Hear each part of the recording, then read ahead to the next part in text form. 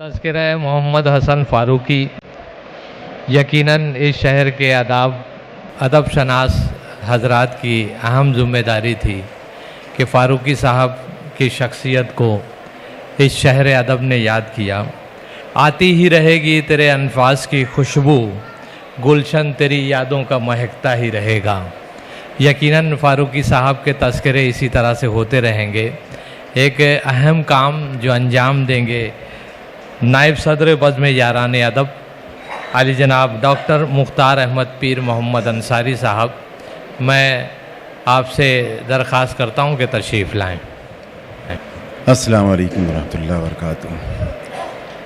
Stage पर बैठे हुए तमाम मुअज़्ज़िज़ीन, भिवंडी अदबी दुनिया हो या तालीमी दुनिया की बातें हों, एक मखसूस गिरोह, एक मखसूस जमात हर प्रोग्राम की शान बढ़ाने के लिए मौजूद रहती है।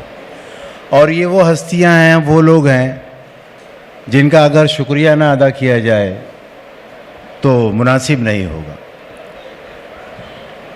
हालांकि फ़ारूकी साहब के ताल्लुक़ से मेरी मालूमात सिफ़र थी, ये ईमानदाराना बात कर रहा हूँ मैं, क्योंकि मेरा जिस दौर में यहाँ ये सब तालीमी सिलसिले चल रहे थे ऐसी शख्सियतों के, मैं ख़ुद बाहर था और फिर उसके बाद यहाँ आया तो एक मखसूस दायरे में रहने लगा।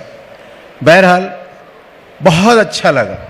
ये बहुत ही खुश आइन बात है, जो बात ज़ियाउर रहमान सर ने कही आप उसको समझने की कोशिश कीजिए।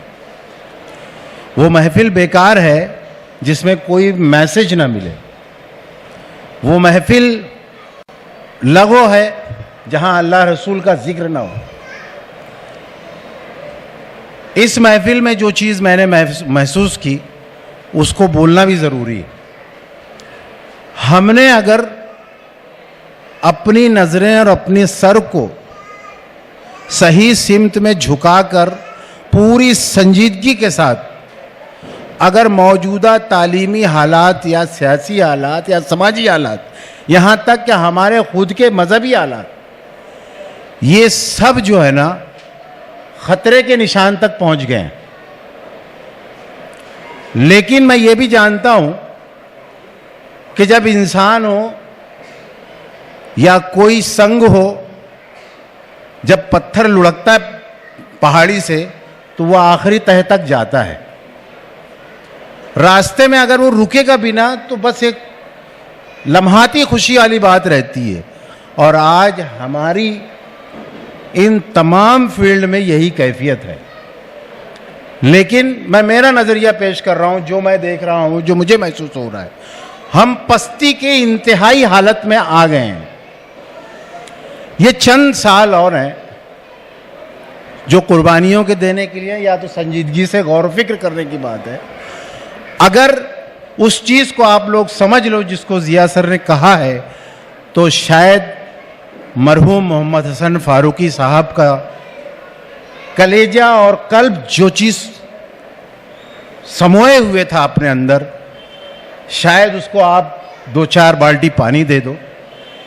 लेकिन दुआएं मांगते रहो, अपने बच्चों पर नज़र रखो। कोई कुछ नहीं बिगाड़ सकता है, कोई कुछ नहीं बिगाड़ सकता है अगर आपने अपनी नज़रों को अपने अल्लाह के भेजे हुए मकासिद और रसूल के भेजे हुए नज़रियात और उनके उसूलों को अगर जहनों में डाल दो उनको। अफसोस की बात सर ये है कि हम जो भी करें, लेकिन आज हमारा नौजवान तबका, एक मखसूस तबका सोचता तो है, लेकिन आम तबका जो गुर्बत में पल रहा है ना, वो तो जानता ही नहीं है। हमें ज़रूरत है मरहूम फ़ारूकी सर के उन ख़यालात और उन जज्बात की आबियारी करना, कदर करना, और कोशिश करें आप अपने छोटे छोटे पैकेट में जो है उसको किसी भी तरह का जिंदा रखें।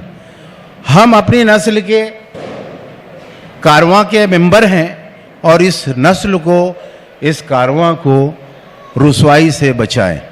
میں تمامی حضرات کا بہت بہت شکریہ ادا کرتا ہوں، خاص طور پر خانوادہ حسن اور ان سے منسلک جتنے بھی افراد ہیں جنہوں نے ایک خوبصورت محفل کا ارادہ کیا اور اس میں بزم یاران ادب کو شامل کیا۔ میں ہمارے صدر صاحب کا ذکر ضرور کروں گا، اتفاق سے وہ نہیں ہیں، ڈاکٹر شکیل اختر صاحب، وہ گاؤں گئے ہوئے ہیں اور بڑی پیاری محفل ہوئی ہے۔ وہ ہوتے تو مزہ دوبالا ہوتا، بہرحال یہ تو ہوتا رہتا ہے۔ سیکریٹری جلیل انصاری صاحب اور دیگر جو ممبران ہیں ہمارے، جب ہم کو یہ پتہ چلا کہ ہمیں اس میں شامل کیا گیا ہے، بے انتہا خوشی ہوئی، جس کے لیے ہم آپ سبھی کے شکر گزار ہیں جنہوں نے ہمیں یاد کیا۔ بزم یاران ادب شکر گزار ہے، آئے ہوئے لوگوں کے لیے شکر گزار ہے، مہمان کرامی جو آئے ہیں، اور خانوادہ حسن کو خاص طور پر مبارکباد پیش کرتا ہوں کہ اللہ نے انہیں توفیق تھی کہ بہترین طریقے سے انہوں نے اپنے مرحوم والد کہہ لیجئے، سرپرست کہہ لیجئے، جن کے جو ہیں مرحوم فاروقی صاحب، ان کو انہوں نے یاد کیا اور اللہ انہیں ان کی مغفرت فرمائے، درجات بلند فرمائے اور آپ لوگوں کو اس کا جزائے خیر دے۔ السلام علیکم۔ صدر محترم اگر اجازت دیں تو آج کی اس مجلس کی برخاستگی کا اعلان کیا جاتا ہے۔